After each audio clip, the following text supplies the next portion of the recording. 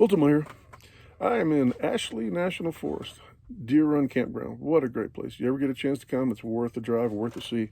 A little bit warm today. It's been warm the last few days driving, but the trip's going pretty good.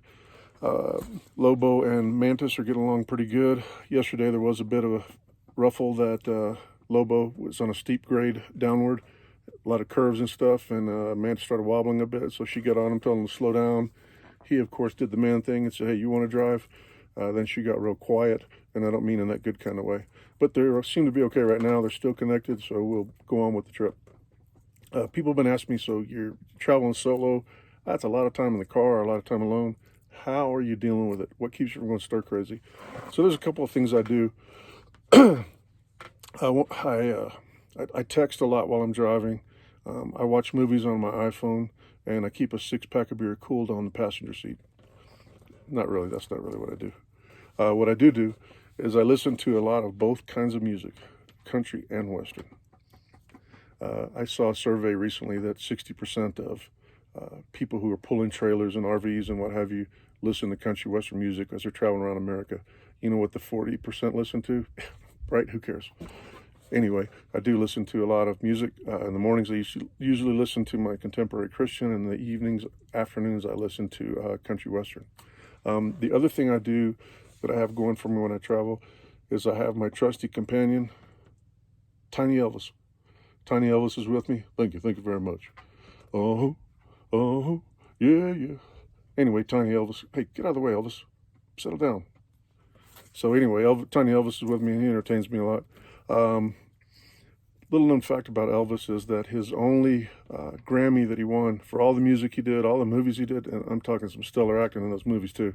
But anyway, all the music that he did and all the influence he's had on music, the only Grammy he won was for his gospel album, which is pretty amazing. The other little known fact about Elvis is that there was a particular concert, and one of his bandmates tells a story that during that concert, between some songs, fans yells out, "Elvis, you're the king!" And Elvis replies back to the guy, "No, man, Jesus Christ is the king." So makes me think kind of funny that one day I get to heaven, I'll get to meet Elvis. That'd be kind of cool, huh? And I'll get to say, like, "Hey, Elvis, do that leg thing." And I kind of wonder whether Elvis can sing Jailhouse Rock in heaven. Anyway, those are a couple things that kind of keep my sanity. But the real way I keep my sanity is the way I do at home and every day. And the thing I do is at first when I wake up, before my foot ever hits the ground, I ask God for forgiveness for me being the person that I am, just a selfish and rebellious guy that lives inside of me. So then I get out of bed and brush my teeth and do the normal morning stuff, take a shower. Then I have a devotion that I follow each day. A good friend of mine sends me a link that he shares with me regularly that has an Old Testament reading and as well as a New Testament and some other readings and some thoughts about prayer that I follow.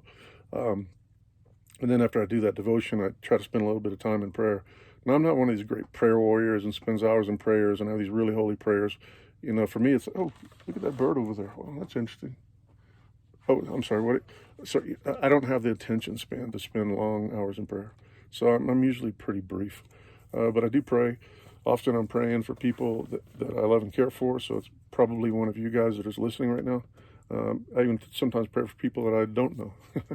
And generally what I pray is that God would just reflect his mercy and grace upon them and that you would experience God's love and mercy. Then after I finish that, I just kind of go about my day.